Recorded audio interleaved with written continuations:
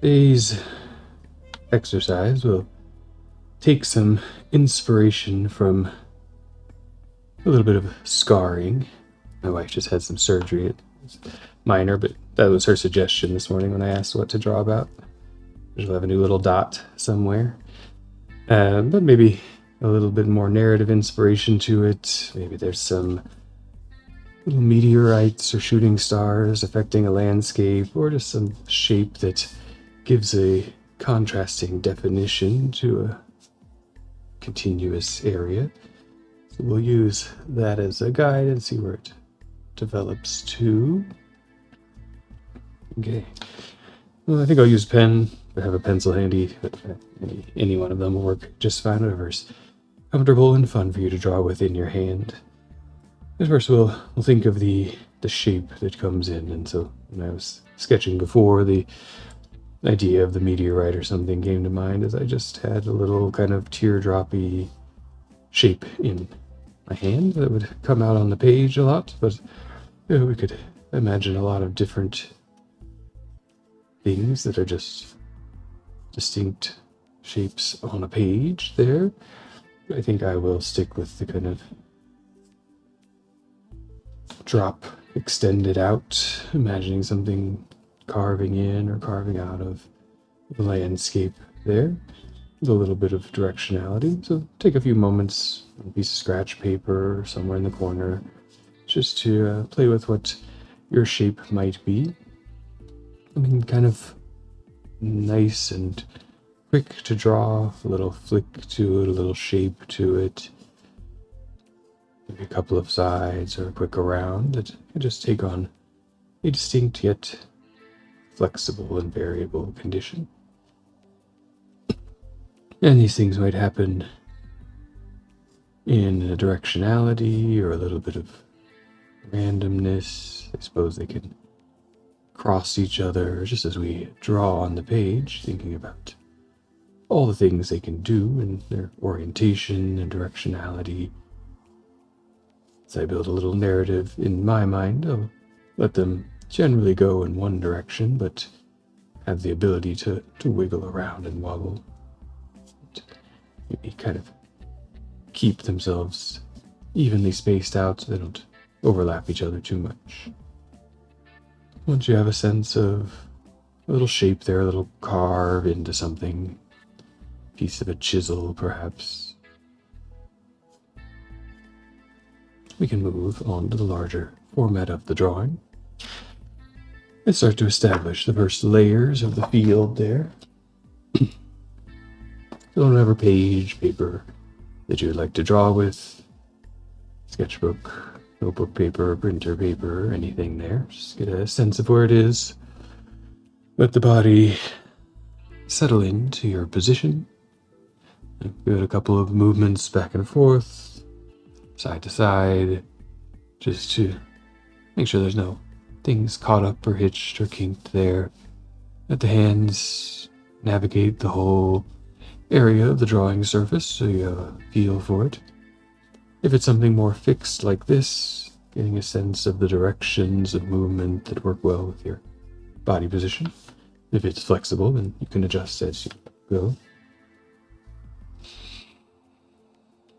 And take a couple of longer breaths as you breathe in, letting the shoulders rise. And roll back a little bit and sink down in as you exhale.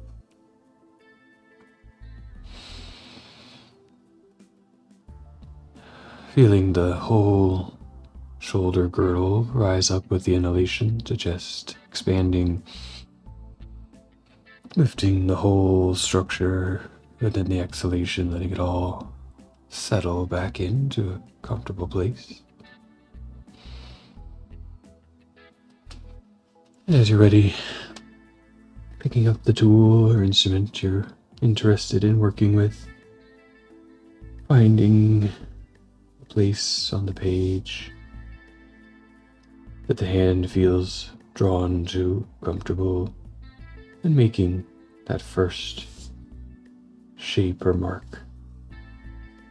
A little teardrop tail condition, something with directionality, or if it's a perfect circle, they just beckle wherever they go, no direction or orientation, anywhere in between shape you're interested in.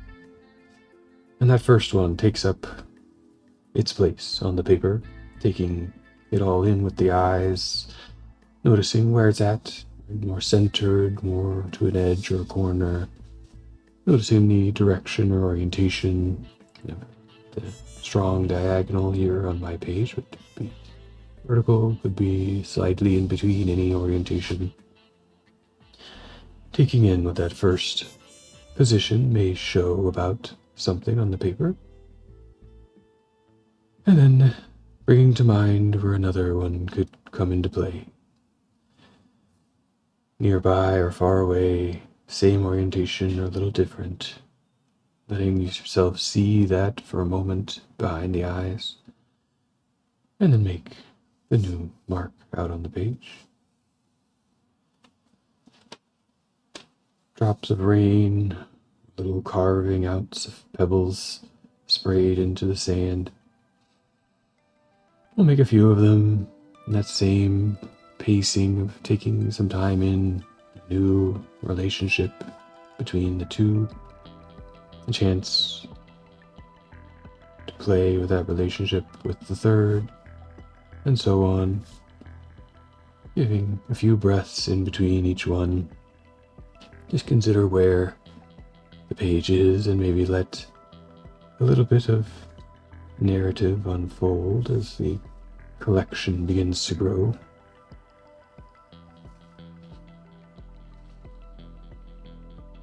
No rush to fill up anything.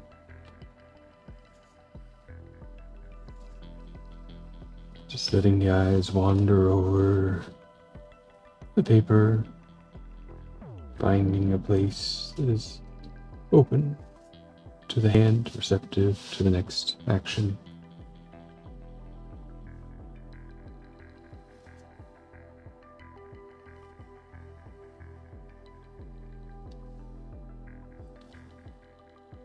As we get a collection going, they have some character to them. Space becomes more defined or more constrained one way or the other as they work with and around each other. We can take our time now with each one, familiar with the drawing of the shape, so we can slow it down, bring our attention to it, and become more connected to that. So for each one, we'll take it on at least a single breath cycle, inhaling to find the place of action and then exhaling into that action, moving with the pacing of the breath. My shape here, I tend to draw in two parts, so I'm going to do it in 2 breaths. Just really slow it down, notice the components of it.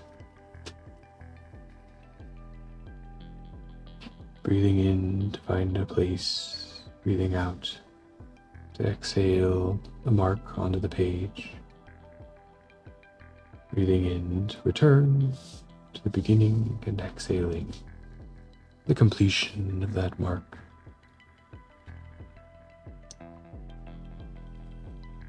Finding that pacing with the body that lets you relax into a series of more filling breaths. And also bring your attention to all the parts of the action of making the mark. The choice of location, the filling out of intention, the action released onto the page.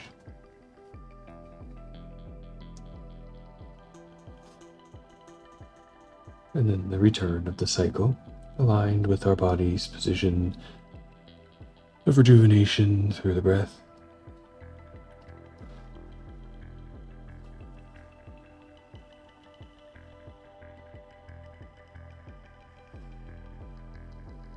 Take a couple of moments to fill out some more of the page with these marks, listening to your own cycles of the breath,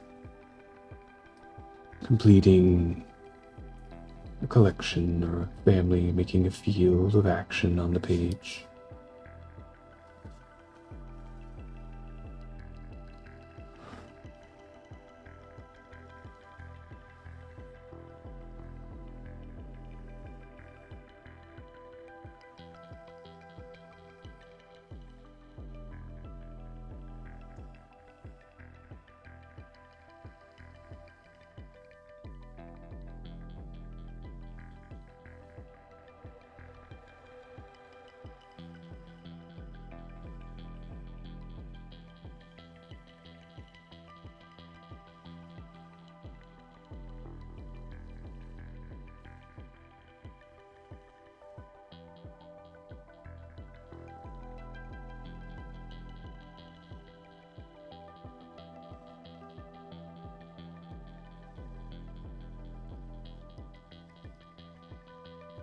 Now begin to shift our attention from the marks that dig in and grab some paper space, the things that hold a little interior, carve to the underlying condition in the field, and work our way to establish a layer of connection underneath the landscape, the terrain, the dermis that they carve into. And for me, I think I'll do that with just kind of a crossing grain, very loose series of lines. You might imagine them as rivers or valleys that would have been carved through along this path. But just stop, pick up a moment whenever they run into the obstacle. As we have some squiggles, some little lines that work their way across this field. They have little jumps before they meet any of the scarring shapes. And they go all the way across, stop short. What we'll bring our attention to is the direction and grain of working. The curve of the line is like just a simple path traced along. And you can start to bring some guidance to that as we continue a little observation of the breath.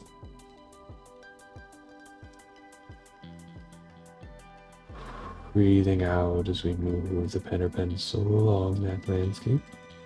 Our eye carefully attentive to the moments where the pen lifts, jumps over, lands again roughly on the same path. Since the landscape below that we're bringing in is disrupted by this carving shape, we don't need to be exactly in the right place. The notes got moved around as the shower of little pebbles crash through the terrain below.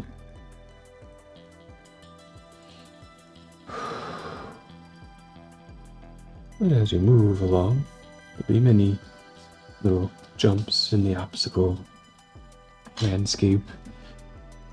Bring a little pulse to the breath as you exhale along the path. Pulsing between making a note physically, so that movement over, or under, around the shapes.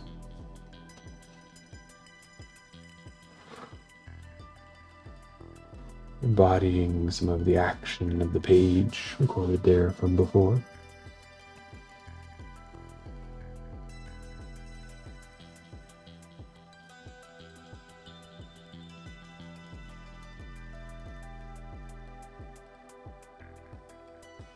We're creating a bit of a weave, a one-sided weave, a crosshatch along here, one thing.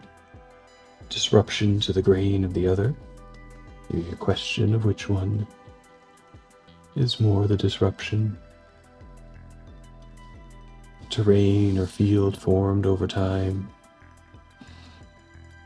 settles into its patterns. A new insertion into that field scarring it, marking it, disrupting the normal flow, can bring its own patterns, the physics involved in that carving, changing operation.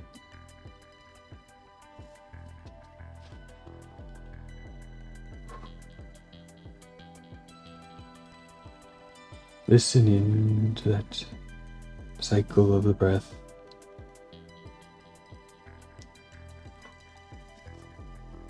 Hear your exhalation.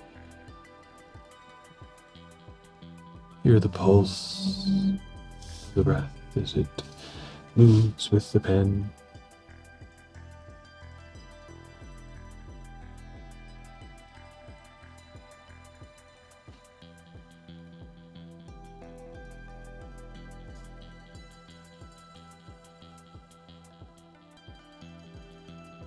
The eye might start to find some local patterns and conditions,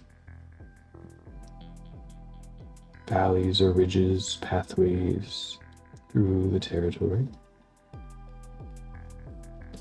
Getting pretty good density build up there.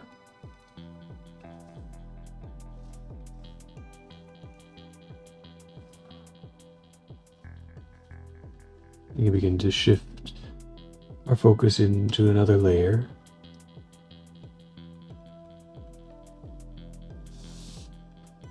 Layer between the two conditions, the carving shapes and the connecting field lines, and bring a simple technique to how they come together as we make the interface between them reflect a bit of action. I think in my imagination something came through from the right to the left and stopped like little pebbles embedding themselves in a surface. So each line, when it comes towards a shape, turns itself just a little in that direction from the right to the left and gets pulled in to the shape. And then the pen follow that tension, that pull, start to give more definition to the shape. The crumbling of its edge. And when we move along the whole body, some parts may be very lightly disrupted, other parts more heavily disrupted. Something to play with. Each one its own interaction. Every time a little different condition might take place. But generally, for me, more towards the teardrop portion. A little bit more disruption to the landscape below.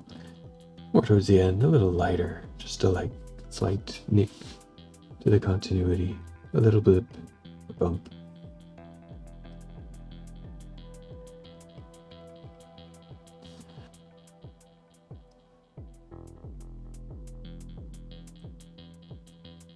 With that established, we'll take a few minutes to play and experiment in there, getting control of our connecting between the above and below, the carved out and the connected fabric. And just draw into it and see what you find.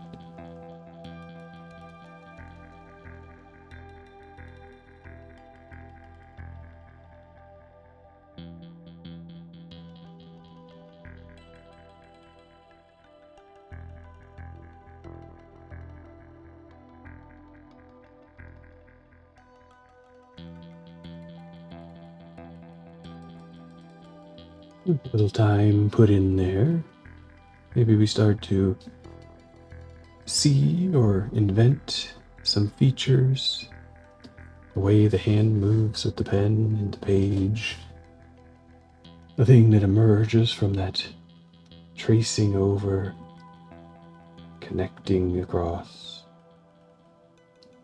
Little folds and wrinkles in the landscape, little slight deviations that just mark out the event underlying the connection between two separate conditions.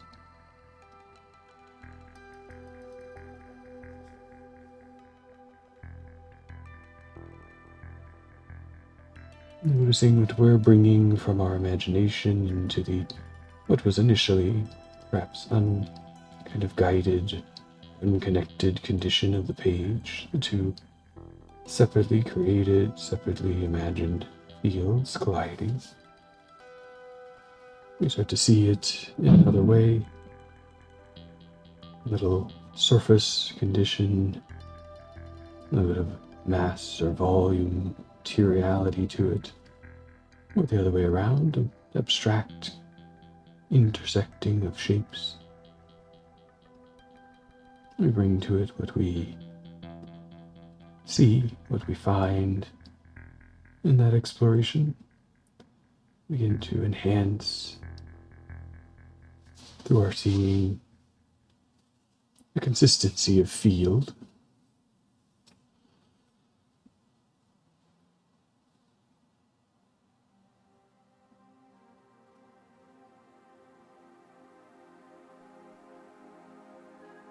And while we might suddenly imagine things complex, grand from the landscape here on the page, it may be challenging to get all of that into the drawing with just a few little marks.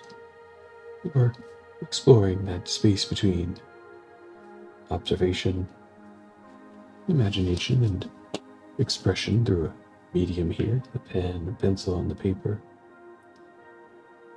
A little practice, attended by our hand, attended by our eyes, attended by our attention to the connection between those elements, the agents of participation in any visually creative act here. And give them a little attention in the few remaining minutes of the exercise, noticing a little bit the eyes, maybe some heavy blinks, some narrow and far focusing, letting them really be present in the moment of the motion of the hand, watching it, tracking it, zooming in a sense. They don't really zoom, but their focus can move into just a place, just a spot, and then letting them soften out to the area around. Recognizing and having a little gratitude or just wonder at how the eyes can do that. They can guide our attention in, we can absorb the broad overview, and they do them both, always shifting back and forth, but you may not always notice. Give them a little notice. And do that also at a bigger scale of scanning over the field, letting the eyes be drawn into a place of interest, or maybe a place of, oops, I missed one. There's another opportunity to put my little mark, something. And then we can bring our attention from there to the hand. So maybe work in a few more layers of detail, deformation to the area of the page, feeling how the hand moves along a slightly predefined path, carved out scar, crenellated, rolling landscape. Noticing how you're holding the pencil, how you've been holding it, working just fine without our attention sometimes, but you might see, I do a lot of readjusting, a lot of moving, fine-tuning with some form of experience or intuition, or perhaps fatigue, whichever one is coming into play. Or maybe hold it very steady. Pencil fits a nice way in the hand, something you're comfortable and familiar with. Blends into the body, becomes a part of how you interface for a little while with the world.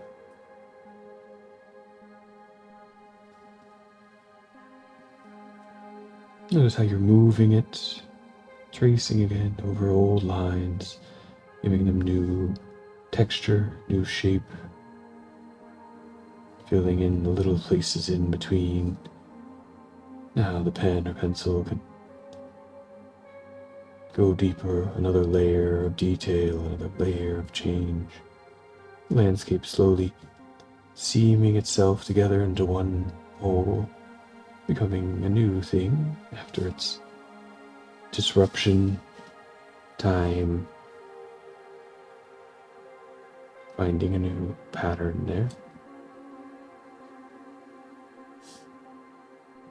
And as we come towards the close of the exercise, enjoying those last few marks that connect the hand and the eye, playing a few more moments out. There's always another one that we went over and missed before, a chance to fill in a little texture, a little pattern. And there'll always be more chances for that along the drawing. You can add more at any time. But for now, find the one that will be your closing experience. Breathe with it. Give it that nice last attention. And then as you're ready, let the pen or pencil come to a rest.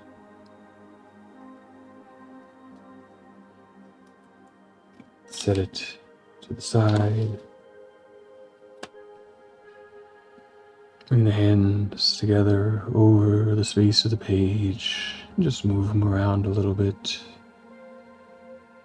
Letting the palms interact and the fingertips press together to realign them with each other.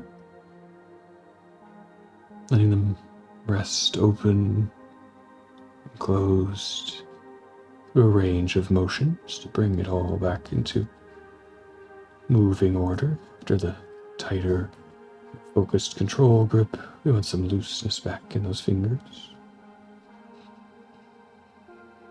And take a couple of deep closing breaths. Again with the attention to the rib cage and the shoulders, letting it all rise up together. Not lifting, but just expanding into some space, and then breathing out and sinking down into a relaxed, rested, hanging condition. Our skeleton just hanging everything there.